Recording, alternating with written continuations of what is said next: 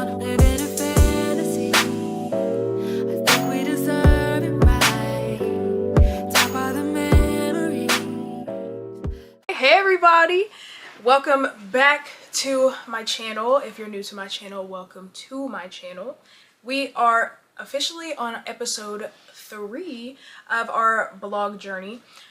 So this week we are doing the blog post Tarot and Spirituality Through a Christian Lens. I do want to start off this video by saying that this topic is very near and dear to my heart because I went through it.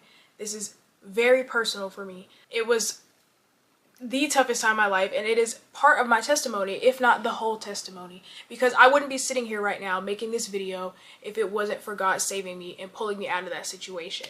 So I will be sharing part of my story with you all so you understand the depths of this situation and so that you understand the dangers that come with tarot and spirituality.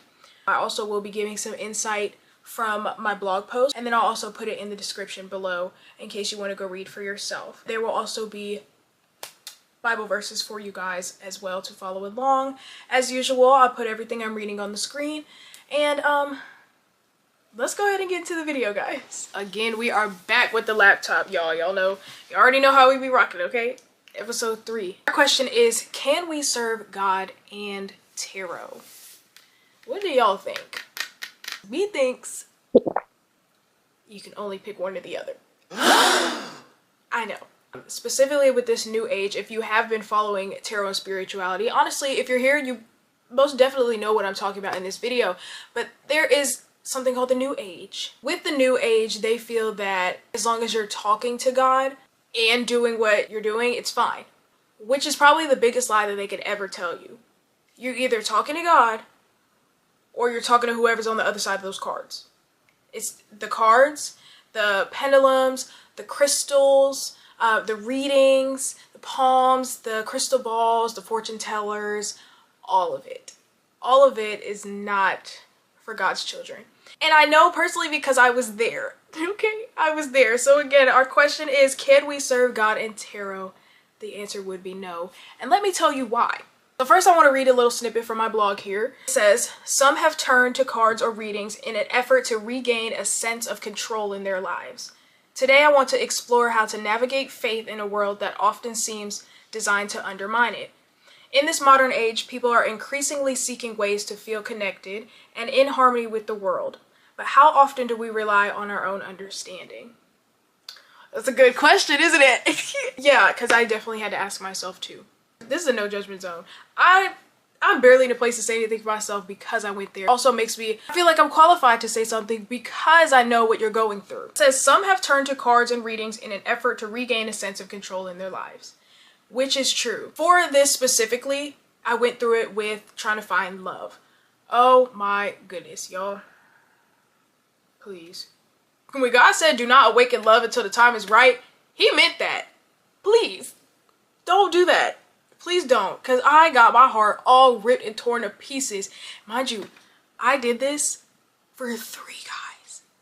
Oh my goodness. I know. It started in 2020. Granted, it was pandemic time. I had a horoscope app, okay? It started as small and as simple as a horoscope app.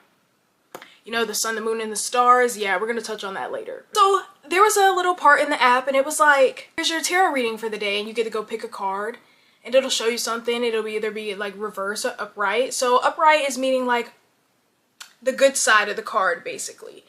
But upside down is like the bad side of the card and you don't want to get that. It's little things like that. I'm getting off topic, but that is allowing you to feel a sense of control over your life. So my issue was I really wanted to be with these men and they did not like me at all. Well, when it came down to it, at the very end, they didn't like me at all. These guys did not like me as much as I thought that they did.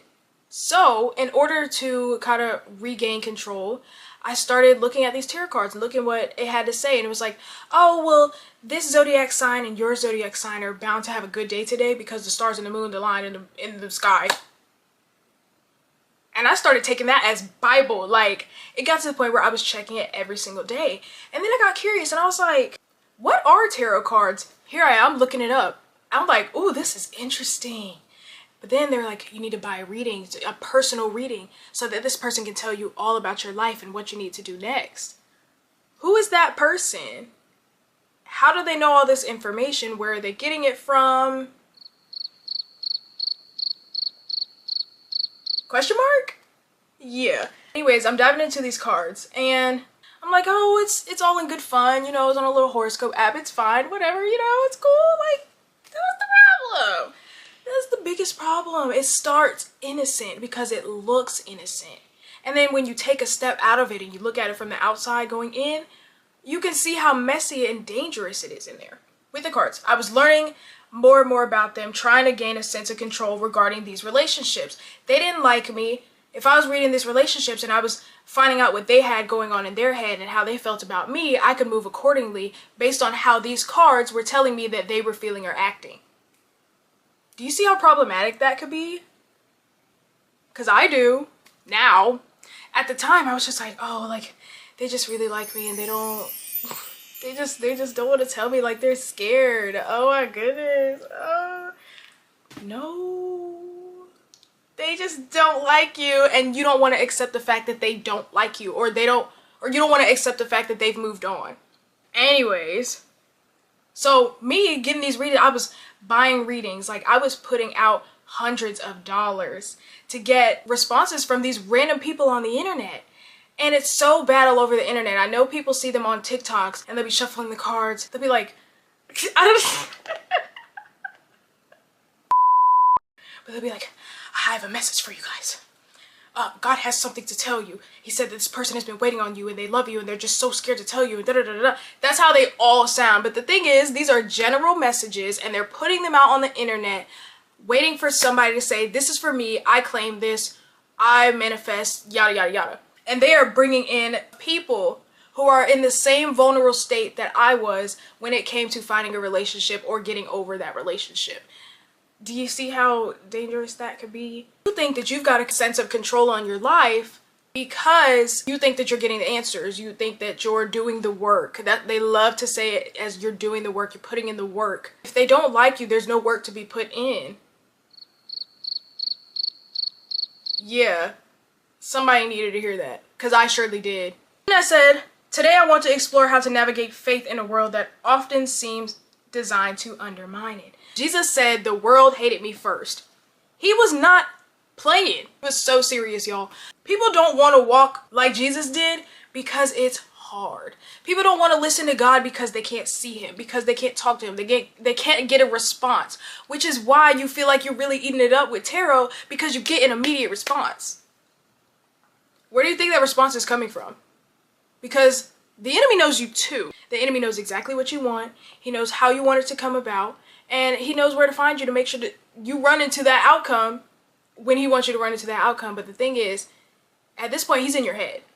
He is all in your head. And the whole time you think you got control, the devil is controlling you when you should have went to God, who actually had a purpose for your life. And you and God can work together. You and the devil cannot work together without you having to owe him something. You will always have to give him something in return. And with me, I gave him my sanity. I gave him my mental health. I gave him my peace. All just to get nothing in return. Because it's not real and it's all temporary. You have to give up that feeling of wanting to be in control. Because sometimes it's just not in your control and you have to admit that to yourself and you have to let it go and move on. Again, I was not trying to hear that, so I'm really trying to make it clear for y'all. It says, in this modern age, people are increasingly seeking ways to feel connected and in harmony with the world. I specifically wrote with the world because they don't want to go and find Jesus Christ. They don't want to know him and what he has to tell you. You don't want to sit there and be patient. You don't want to put in the work. You don't want to do the things that are hard to learn what God has for you. In that, they look for what's around them. Again, the world is temporary. You will never be able to lock in and have that peace because God is the only one that can give you permanent peace. It says, but how often do we rely on our own understanding? Well, if you're not willing to listen to what God has to say, you're quite literally relying on your own understanding all of the time. Please don't do that. Please don't do that. That's how I fell in. Ultimately, that falls into idolatry. And that I will also get in later in the video. But I said the devil has been weaving into our lives to get us to turn away from God since the beginning of time. And when I say beginning of the time, I'm talking about the book of Genesis. First book in the Bible, Adam and Eve. He has been slithering his way all through just to make people turn away from God and what God said. Because he doesn't know right from wrong per se. He just knows what God said and what God didn't say. He knows that God's good and he knows that God can't lie. So he's just got to counter it and make it look good. Because I mean, I'm sure that apple that Eve ate looked really, really good. That looks really good. But instead, look at where we are now. Look at the world. Because the devil came and countered God's act. And she followed the opposite of what she was supposed to do. And look at where we are now. We are still reaping the consequences of Eve eating that apple. Oh! Ow! Ow! Anyways, it says, when it comes to tarot, people find that it's more trustworthy because you may see immediate results. That's the thing. Nobody has patience anymore. Everybody wants a right here, right now. If it's not happening right here in front of my face, then it's not going to happen at all. That's not the case, you guys. That's not the case.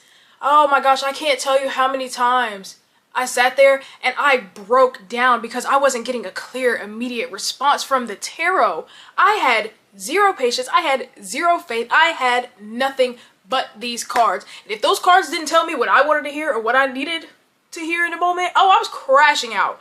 Bad. Like, big time. Oh my gosh. Again, I'm going to get into all this like later on in the video because I really want to be in depth and clear with y'all. It says the whole premise of tarot is based on not trusting God. God says, trust me. The devil says, you don't need to trust him. Look at this. I got this over here. Doesn't this look good? Doesn't this look nice? Don't you want this right now? Right now, right now, right now. God said, be patient with me. Talk to me. Learn who I am. Learn my heart. And I will help you and I will give you everything that you need. But since this is given to you right over here, and this is exactly what it looks like for you. Like, this is exactly what you wanted. Exactly what you wanted. You're going to go over there because you didn't take the time to actually listen to what God had to say. You don't trust God. You don't trust that he'll come through for you. You don't trust that anything that he says or does will come to fruition. You cannot live your life like that, or you will flip it upside down. I'm telling you, I'm speaking from experience. Me chasing after those guys was just, it was awful. How many times do you have to be told no before you actually listen to the response? Barack Obama said no. No means no. So I do just want to expand on how tarot warps your mind and how worshiping false idols is detrimental. Now, we did talk about mental health and how the enemy gets in there and really changes your perspective on things. It all goes back to that because you allowed the enemy to get in your head. But this, we are doubling down and narrowing the circumstances because there's multiple ways that he can get in. I didn't even realize what I was doing was allowing him to come in and attack me. So this is definitely something that I really want to make clear to you guys because you do not know who you're talking to on the other side of those cards. Now I just want to talk about how tarot and the Bible are different. So in this clip, I just put tarot offers personalized messages tailored to your situation, delivered through a man-made tool that claims to guide your next steps when you repeatedly hear what you want to hear.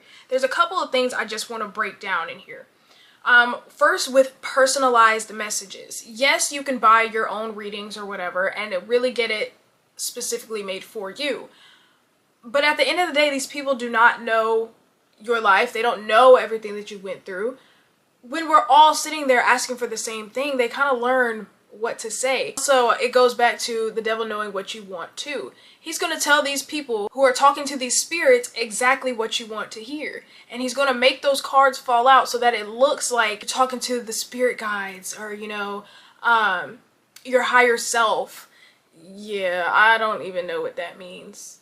I didn't know what it meant then. I thought I did. Clearly I didn't because I still don't know what it means. But anyways, they offer personalized message tailored to your situation.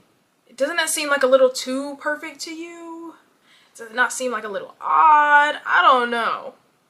But hey, delivered through a man-made tool One person woke up one day and was like, hey, I don't trust God, so I'm gonna make this. This is how we're gonna talk. This is how we're gonna talk.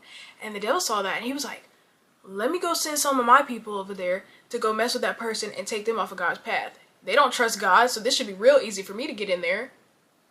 There it goes. Now the whole world's blown up. That was so dramatic. Anyways, it just takes something small. That's it. I feel like I'm being dramatic, but like I really want y'all to understand. It's a man-made tool that claims to guide your next steps when you repeatedly hear what you want to hear. You are relying on these cards to give you your every move. You are relying on these cards to be like, okay, I've done this. I've done what these cards have told me to do. Now what should I do? The only person you should be asking that question is God. You should only be asking him that because he's the only one who knows everything about you, knows every hair on your head, every thought that you think. He knew you from before you were in the womb. Like, you are quite literally God's child, and he's going to do everything that he can to make sure that you have what you need. He's going to do everything that he can to make sure that you're taken care of. When you are looking for outside sources to get what you want to do next, you don't know where this idea has come from. You don't know what intentions they have for you, whoever you're speaking to, or whatever demon is speaking through this person that you're speaking to. You don't know what's coming through on these cards or what's sending these cards out for you to see. It's so uncertain and it's glossed over to look like it is certain.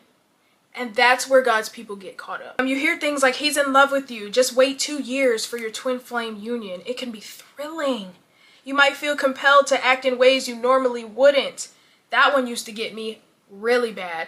There were things that I did in that time frame from 2020 to early 2022 that I lost my mind.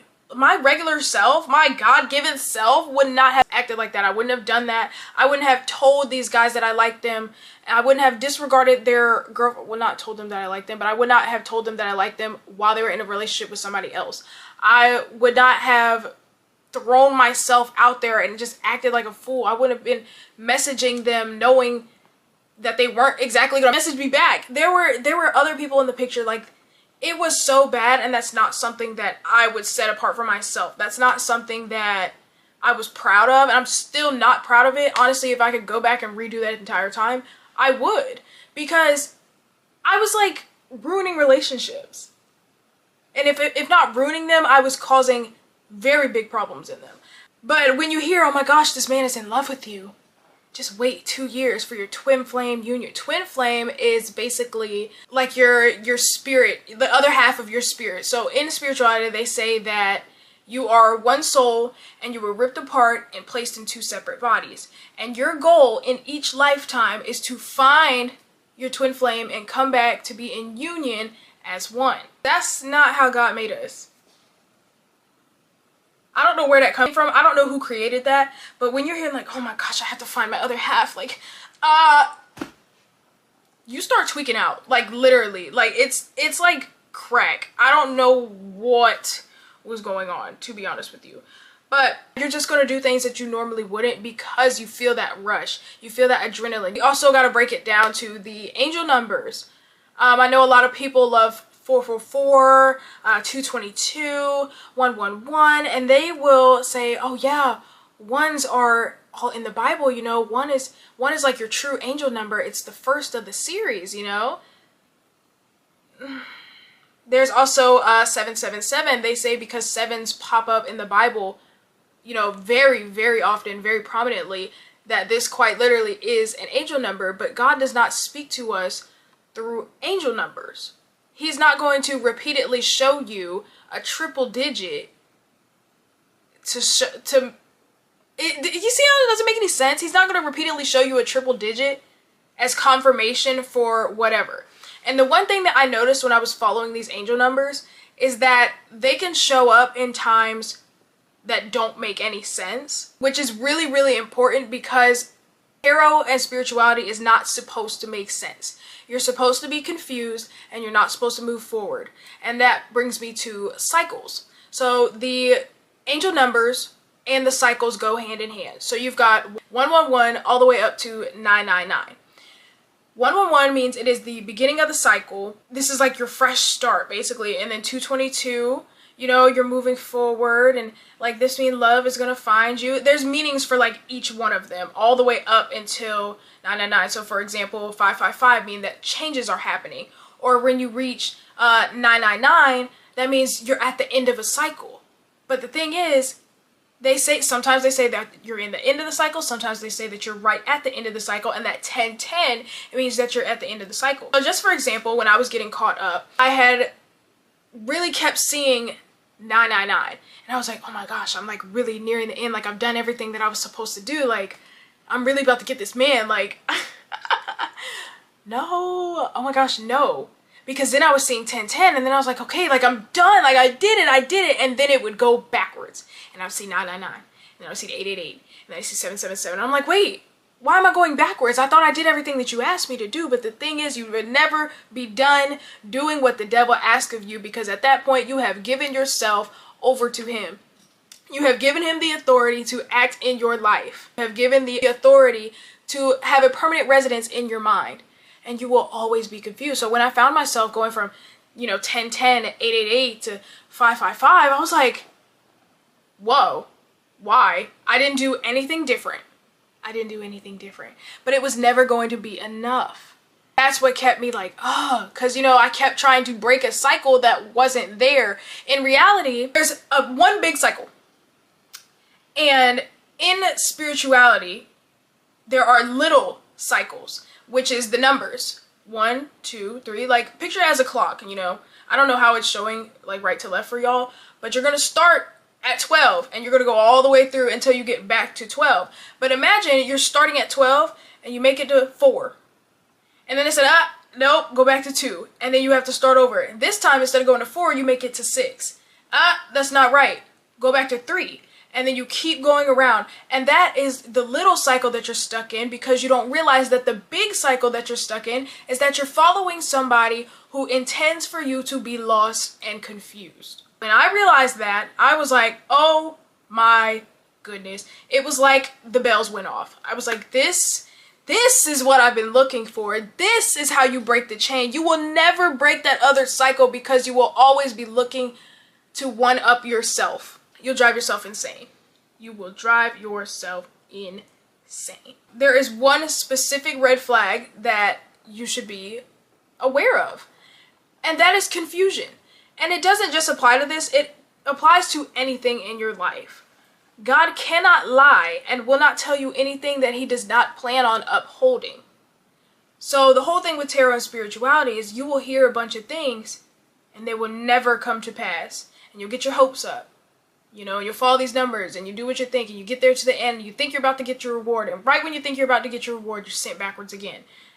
God is always going to tell you what is going to happen, and then he's going to make sure that you take the proper steps and channels to reach the end result that he has planned for you. He cannot lie. He will not confuse you, because that's not his nature. And I just want to use the Bible verse here, which is Titus chapter 1 verse 2. In the hope of eternal life, which God, who does not lie, promised before the beginning of time. God had made this promise to all of us way back when it first started, because he knew what the devil was capable of. The devil was an angel first. He was a fallen angel, and I feel like some people kind of forget that. He knows what goes on. He was there, and then he got kicked out. So then he had to find a way to go up against God. And he will go up against God eternally, but you have to be aware that everything that the devil does is temporary. Everything. That even if you do see something manifest, it's temporary. Oh yeah, I was manifesting a new car. Okay, and what's up with the car? That car's got 200,000 miles. You know, it's got a faulty engine or something. There's going to be something wrong with it because it was temporary. When God gives you that car, it's going to be perfect. It's going to be brand new. It's going to be in your name. It's going to be well paid for, well kept. The tires are going to be nice. Like, this is going to be perfect because your plan aligned with God's purpose for you, and he wants to give you the desires of your heart. The devil does not want to give you the desires of your heart. He quite literally doesn't care. He does not care about you. He just wants to make sure that he keeps you as far away from God as possible so that you can end up in hell in one of them principalities that he got going on. Is eternal suffering worth you playing with cards? If you wanted to play cards, there are plenty of playing cards out there. We can pick up spades, we can pick up deuces wild, we can pick up speed. That's safe. That's a game. But at this point, when you're picking up these tarot cards, this is life and death. And I know that sounds so serious, but it really comes down to life and death. Eternal life. You find that in the Bible. You find that by talking to God. You find that by listening to his word. You find that by following his instruction and his purpose for your life. Now you play with a card. You're idolizing what you can get from it. What can I do next? What can I? What can I? What can I? What can I? What can you? You are a human being not capable of the things that God is capable of. And then you're looking to something who is behind these cards, who is not capable of doing half the things that God is able to do for you. The wicked will always be the wicked, and the good will always be the good. So even if you didn't think that you're winning right now, ultimately you will lose because you did not walk in the purpose that God has set aside for you. I actually covered this in my first video, episode 1 of this little series here. I say series, but this is really like what my channel is gonna be, y'all. It goes back to purpose here. You're throwing your time away, and this is the time that you could be working towards goals. You could be working towards what God has set aside for you. The devil knows that, and his whole purpose is to kill, steal, and destroy. He is going to kill your peace of mind. He is going to kill your shot at eternal life for the time being, whether that be the rest of your life because you don't want to give it up, or whether that is just for the time period until you go back to God. He will steal every amount of joy that you ever had. He will steal your time. He will steal parts of your life that you didn't even know that you were missing when you got to the end. He will destroy relationships. Not just the relationships you were going after, but he will also destroy the relationships that you have around you. I went in on my sister. She told me, Kendra, you cannot serve God and be looking at these cards. And I was like, oh my gosh, yes I can! Like, I tweaked out on her bad because I genuinely thought, I was like, well, I'm talking to God anyway.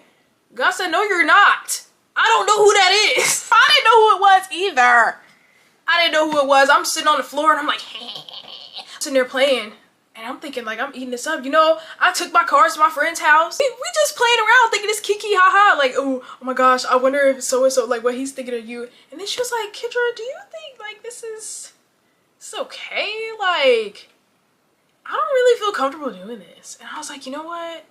It's fine. I'm gonna take the cards home and I'm gonna do it myself. Like, it was not healthy the way that I was acting regarding these answers.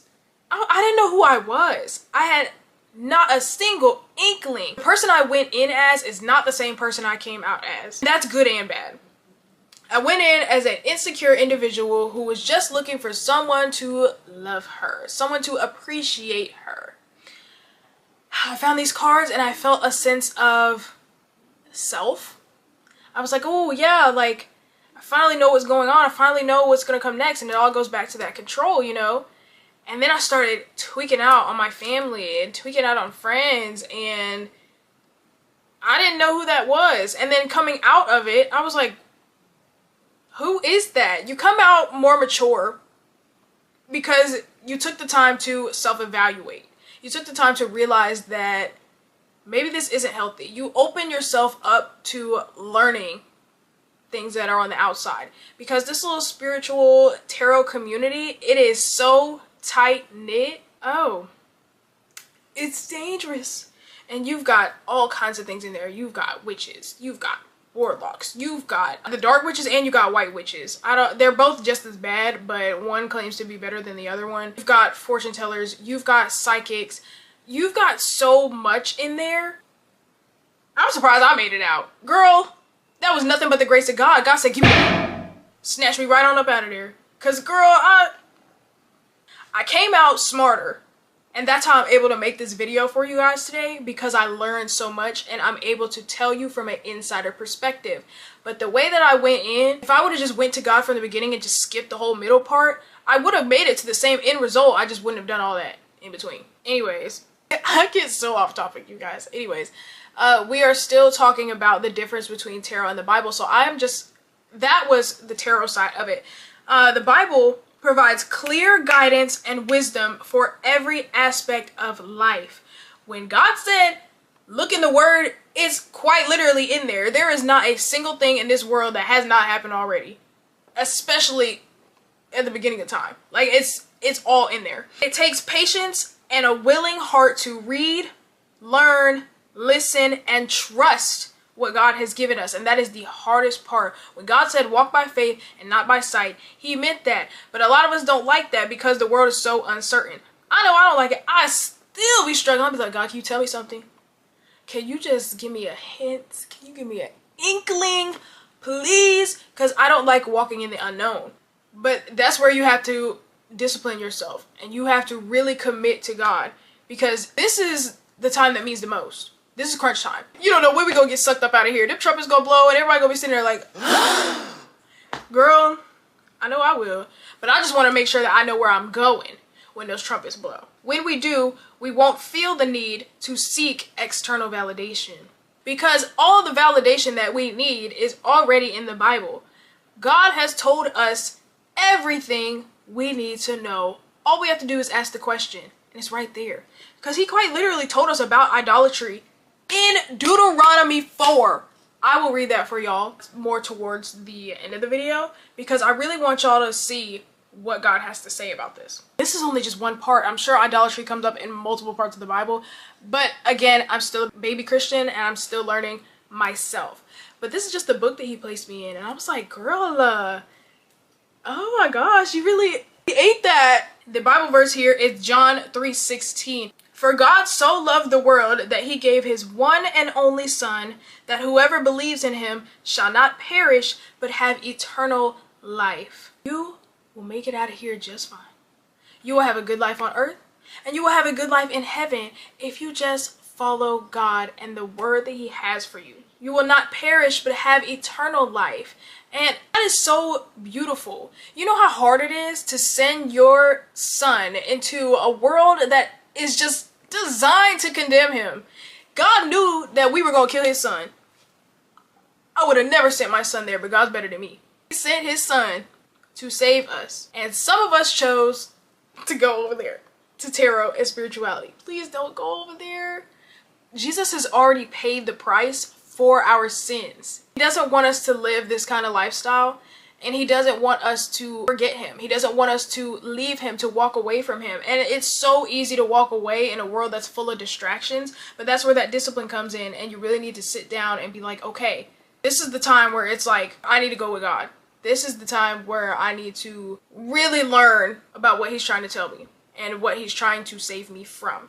He said that his believers will not perish but have eternal life. You guys do not need anything in this world. The world has conditioned us to thinking that we need things of this world, but the only thing that you need is God to live a happy and fulfilling life. You do not need these cards. You do not need to feel a sense of control. You do not need to have your hand in the pot, stirring and mixing and grabbing stuff out while God's trying to work. Sit down, relax, and let him take care of it. If I would have just done that from the jump, I could have skipped all of that. But it's okay. I can't look back and be like, yo, because I've forgiven myself and God has forgiven me, and that's how I've been able to move forward. The basic difference is that one is based on a man-made lie and the other is the way, the truth, and the life. That is the difference between tarot and the Bible. And I know that took a long roundabout way to get to the answer of the question. The next screenshot that I have from my blog is, tarot will never truly satisfy or fulfill you. Whatever void led you to seek answers from tarot will remain empty no matter how many answers you receive. Answers. This is because tarot is rooted in the world and God did not place us here to be consumed by its corrupt influences. Corrupt influences, because they're not of God. The whole purpose of them being here is to distract you. Anyways, my next question is, what does God have to say about false idols? So earlier in the video, I mentioned Deuteronomy. Okay, y'all, we are pulling out my Bible. Yes, sir! Specifically, Deuteronomy 4, verses 15 through 19 reads, "But be very careful. You did not see the Lord's form on the day he spoke to you from the heart of the fire at Mount Sinai. So do not corrupt yourselves by making an idol in any form." So in Deuteronomy, he had Moses and all of the people that were following him at the time stand and listen to him give the 10 commandments. But God was like, you did not see me. Remember that you did not see me. You could only hear me. So don't go and try to make an idol to make it fit and then say that it's me, because that was never me. Do not corrupt yourselves by making an idol in any form, whether of a man or a woman, an animal on the ground, a bird in the sky, a small animal that scurries along the ground, or a fish in the deepest sea. Now, I mentioned the sun, the moon, and the stars earlier because that is so very prominent in tarot. God literally put it in the Bible. He said, "And when you look up into the sky and see the sun, moon, and stars, all the forces of heaven, do not be seduced into worshiping them." Tarot and spirituality is based on the stars. You've got your birth charts, got your zodiac signs. I don't know who said that this was going to be like great and perfect for y'all, but I don't know.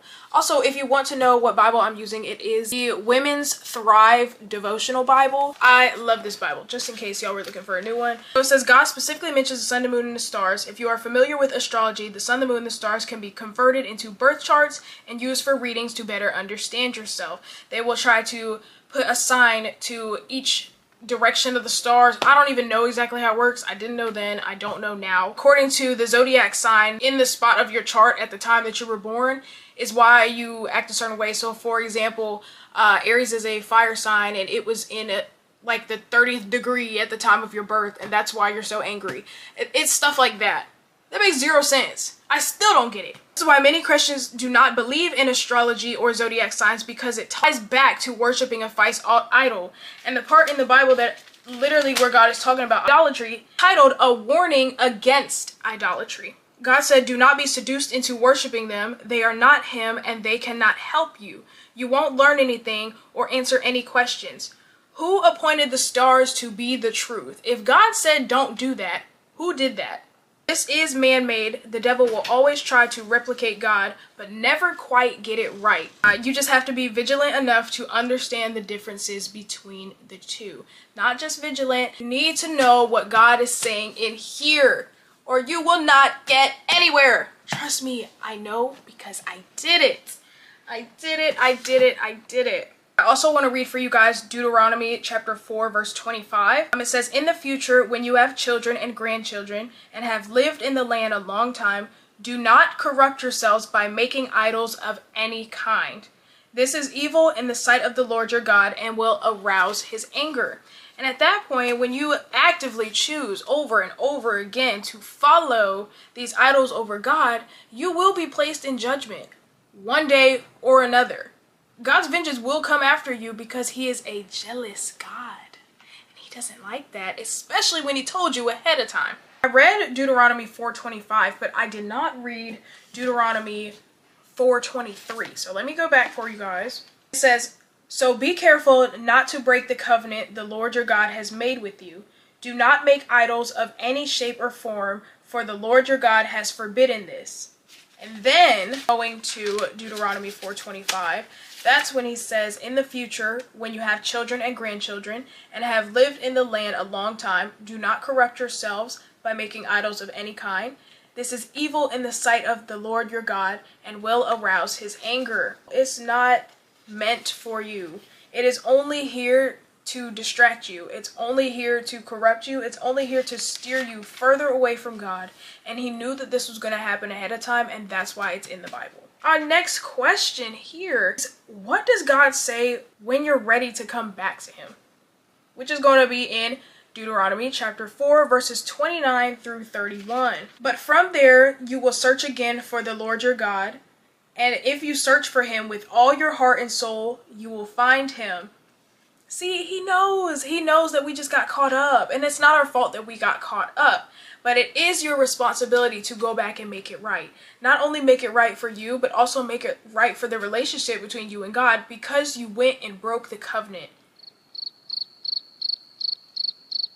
I definitely had to do that on my own, trust. It also says, in the distant future, when you are suffering all these things, you will finally return to the Lord your God and listen to what he tells you. He straight up tells you in Deuteronomy that you will suffer by following this false idol, because it's not him. It's not intended for good. Then it says, for the Lord your God is a merciful God. He will not abandon you or destroy you or forget the solemn covenant he made with your ancestors. Yes, he may be angry at the time, but he will always forgive. As long as you come back and search for him wholeheartedly, you will find him. And that's what happened to me. I suffered so much for so long that I just broke down in my car. I was bawling, crying. I was like, God, save me from this pain. Save me from the things that I don't know I need to be saved from. Break this chain. I don't want to be attached to this anymore, and I don't want to deal with the consequences of this anymore. I want to be free, and I want to know you. I started off as a Christian. I got lost along the way. I got so stinking lost. And I had to tell God that, and I just had to keep talking to God and keep crying and getting all of that negative energy out of me, because it was tearing me apart. I couldn't deal with it anymore. He's always there waiting for you to find him. Now that you have, dedicate this time to really learn who God is. He never wanted a difficult life for you. Allow this change in idol to be your restart into a happier and clearer life. And that day that I broke down in my car was the day that my whole life changed for the better. Because I was no longer allowing myself to be tied down by something that I was so committed to. I didn't realize what it was doing to me for the longest time, and then one day it just clicked. Okay, y'all, my camera died again. So this is gonna be the outro. I just want to make sure that you guys know the dangers that come with tarot and spirituality. I was dishing out so much money. I lost my peace and my mental health, like to the point where I was put on medication. Certain relationships with people, or damaged them in some way, shape, or form. And I saw somebody themselves. They were a reader, and they were dishing out readings for these people, but I'm assuming the voices got too strong. They had their sister come up there and, you know, make a note to everybody, just letting them know what happened. I really hope that her sister did not get into the same things that she had got into, because unfortunately the weight of it did end up taking her life. Very, very, very, very sad time, because I talked to that girl very often, because she was the main person who I would buy my readings from. You don't know what's going on behind closed doors. You don't know what's going on the other side of that phone. You don't know who you're talking to behind the person that's standing in front of your face. It is dangerous and it's scary out there, and I want y'all to know better, and I want you to do better. Aside from that, I will try to insert some clips of the things that I was seeing when I was in that territory. I just want you to know what it looks like. For me, I was always on Twitter. So I have like a little screenshot of what this can look like and how many different forms it can show in. There will always be general messages, unless you pay for a personalized one. They will never be direct. They will address you by sign, your zodiac sign. And so many people are going to say that it fits their lives because it's so vague. Look out for anything that is targeted towards love specifically, because that's where they get most of their people at. And try to stay away from horoscopes, birth charts, spells, because that is a thing. They would do like money spells, like for abundance and things like that. Candles, altars, crystals. Crystals is a really big one. I don't think people really understand. Evil eye, that's another one. It's things that look innocent. You will see the evil eye everywhere, you know, but it's not designed to keep evil away. The only thing that can keep evil away is prayer and the word of God, you know, the sword of the spirit. So walking around with a little blue eye on your wrist or around your neck isn't really going to do much for you, except basically put a bullseye on you, letting you know that, you know, that this is what you believe in, you know. Also look out for angel numbers. People take it so lighthearted, but it is very, very, very easy to get lost with the angel numbers. It's so easy to get lost in general here. But I really hope that this video provided some insight for you guys so that you don't make the same mistakes that I did. Again, this is very important to me, and I want to keep people from having to go through that because it's so preventable. Please, if you're looking for any type of guidance, open the Bible. Pay attention to all of the media that you are consuming. Pay attention to the spaces that you're in and the people that you're around, because they can influence you as well. The Bible says, walk with the wise and become wise, for a companion of fools suffers harm. You are a reflection of the people that you are around.